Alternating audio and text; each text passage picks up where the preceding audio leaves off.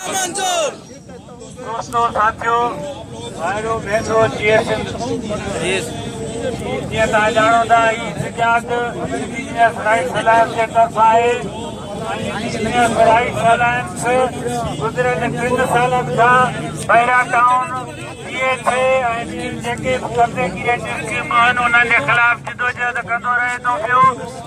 जॾहिं indigenous rights alliance ठहियो हो ऐं जिदोजहद शुरू थी त तमामु थोरनि माण्हुनि जिदोजहद कई हुई ऐं माण्हू इहो चवंदा हुया त मलिक रियाज़ हेॾी आफ़त आहे इन सां पाकिस्तान जी सिंध जूं हुकूमत हुनजे पोयां आहिनि इनखे छा थींदो।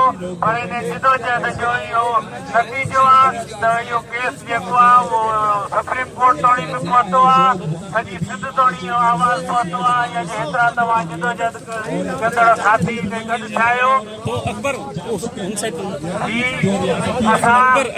सिंध हुकूमत खे पीपुल्स पार्टी जे लीडरनि खे इहो ॿुधायूं था त इहो पहिरियां टाउन कराची खां शुरू थी जॾहिं हिते तव्हांजी जिदोजहद सां हुन ते पाबंदी थी वञे त हाणे इहो फैलिजी ठटे धाबे जी घारे ते पहुतो आहे। ऐं उहे सेबिस्ट जे नाले ते अलाट कयल सिंध जूं ज़मीनूं हाणे पहिरियां टाउन खेचण जा मंसूबा ठहनि पिया। इन्हनि खे पीपुल्स पार्टी जे लीडरनि खे ॿुधायां थो सिंध जी धरतीअ खां मथे को बि शख़्स न आहे। सिंधी माण्हुनि खे मजबूर न कयो। ज़ुल्फ़कार भुट्टे बेनज़ीर भुट्टो सिंधी माण्हुनि जे लाइ जानकारी ॾिनी हुई, उन जे बावजूदि सिंधी माण्हू उन्हनि जे क़त्ल ते एहतजाज कंदा रहिया आहिनि, उनजो क़दुरु कनि था।